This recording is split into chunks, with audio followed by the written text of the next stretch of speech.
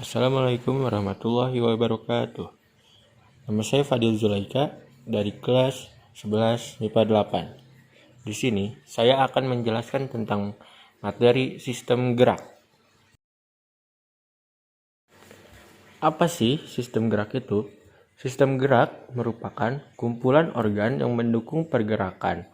Organ-organ pendukung gerak yaitu tulang dan otot.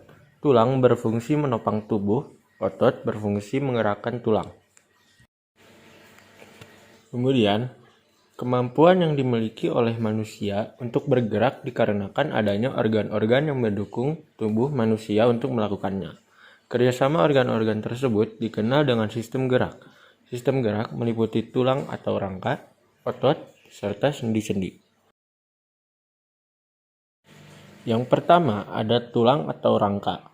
Tulang memiliki fungsi utama yaitu sebagai alat gerak pasif, yang berarti tulang hanya bisa bekerja atau bergerak apabila ada bantuan dari otot.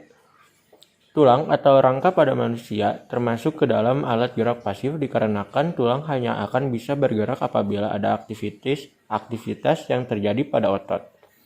Tulang sendiri dibentuk oleh kandungan kalsium yang berbentuk garam melekat erat dengan bantuan kolagen. Kerangka pada tubuh manusia memiliki beberapa fungsi. Di antara lainnya ada penegak tubuh, pembentuk tubuh, tempat melekatnya otot, tempat terjadinya proses pembentukan sel darah merah, dan alat gerak pasif. Yang kedua ada otot. Otot merupakan fungsi jaringan yang terdapat di dalam tubuh manusia yang berfungsi sebagai alat gerak aktif untuk membantu tulang agar dapat bergerak. Fungsi otot pada manusia antara lain adalah menjalankan dan melaksanakan kerja tubuh. Contohnya berjalan, berlari, mengambil, dan memegang. Kedua, menggerakkan jantung. Dan ketiga, mengalirkan darah yang terdiri atas zat-zat baik yang berupa nutrisi, oksigen, dan lain-lain.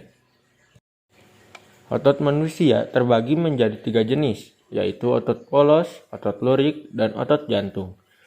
Berikut adalah penjelasannya. Yang pertama ada otot polos. Otot polos merupakan otot yang bekerja tanpa kesadaran atau di luar kesadaran yang disebut involuntar. Ciri-ciri otot polos adalah 1. Bentuk dari otot polos gelendong seperti perahu. Yang kedua, terletak di organ dalam.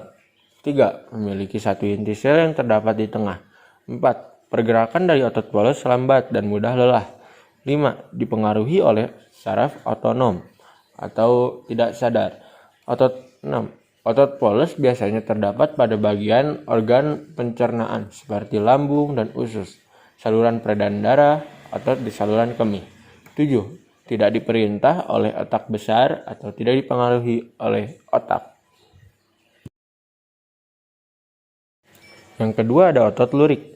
Otot lurik merupakan otot yang menempel pada rangka tubuh manusia yang digunakan dalam pergerakan. Otot lurik merupakan otot yang bekerja di bawah kesadaran atau dikendalikan oleh otak besar atau disebut juga voluntar. Dinamakan otot lurik karena adanya sisi gelap terang atau disebut juga hitam putih yang berselang-seling. Ciri-ciri otot lurik adalah 1. Berbentuk silindris dengan garis gelap terang. 2. Melekat pada rangka atau tulang. 3. Bekerja secara sadar dengan perintah otak besar. 4. Bekerja cepat tetapi mudah lelah. 5. Bentuk sel yang panjang dan memiliki banyak inti sel atau multisel di bagian tepi. 6. Mempunyai pigmen mioglobin. Dan yang terakhir ada otot jantung. Otot jantung adalah perpaduan antara otot lurik dan otot polos karena adanya persamaan yang ada pada otot lurik yaitu memiliki sisi gelap terang dan berbentuk silinder. Sedangkan mirip dengan otot polos karena inti sel yang berada di tengah. Otot jantung fungsi utamanya untuk memompa darah ke seluruh tubuh. Ciri-ciri otot jantung adalah sebagai berikut. 1. Otot jantung berbentuk silindris yang memiliki percabangan disebut syncytium. 2. Otot jantung terdapat pada jantung. 3. Memiliki lebih dari satu inti sel yang berada di tengah. 4. Bekerja tanpa kesadaran atau tidak diperintah oleh otak besar. 5. Bekerja terus-menerus, tidak dapat lelah dan tak membutuhkan istirahat. Segitu saja dari saya tentang penjelasan materi sistem gerak ini. Terima kasih yang telah mendengarkan. Wassalamualaikum warahmatullahi wabarakatuh.